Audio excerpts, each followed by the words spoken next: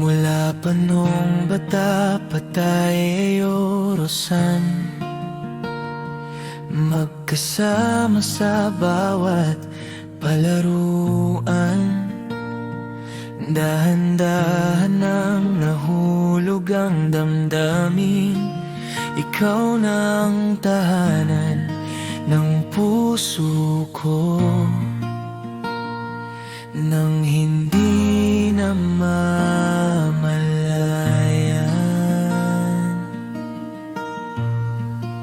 Sana nga lang hindi naging ganon ang daming panghihinayang sa puso kong ito. Nag-iisip kung ano na sana ngayon, kung hindi lang tayo nagpigil sa bawat isa. Pinigilan ko ang sarili ko nung yayakap na ako sa'yo. Ngunit ang sakit ng puso na hindi maiparating sa'yo. Sana mas pinili ka ng tadhana at hindi na muling maranasan ang ganitong panghihinayang.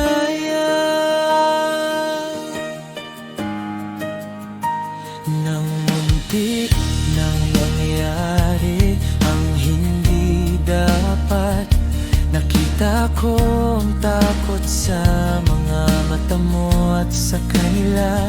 Hindi ko kayang saktan ka o ipahamak pa, kaya't hinayaan na lang kitang mawala sa tabi ko ng dahan-dahan.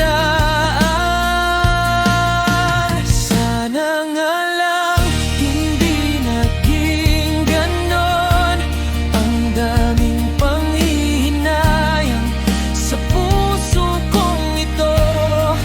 Nag-iisip kung ano na sana ngayon, kung hindi lang tayo nagpigil sa bawat isa. Pinigilan ko ang sarili ko nung yayakap na ako sa'yo.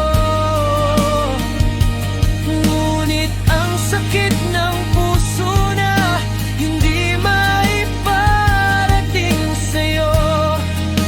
Sana mas pinili ka ng tadhana at hindi na muling maranasan ang ganitong panghihinayang.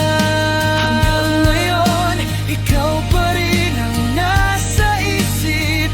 Bawat alaala ng ating mga sandali ay hindi mawawala. Nananatili akong nagmamahal ng tahimik para sa'yo, Roseanne.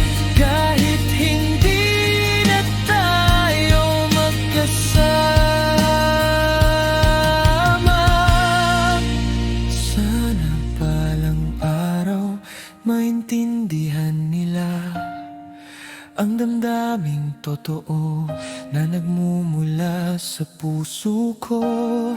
Ngunit hanggang ngayon, ang panghihinayang pa rin ang kasama ko. Kay Roseanne, aking kababata,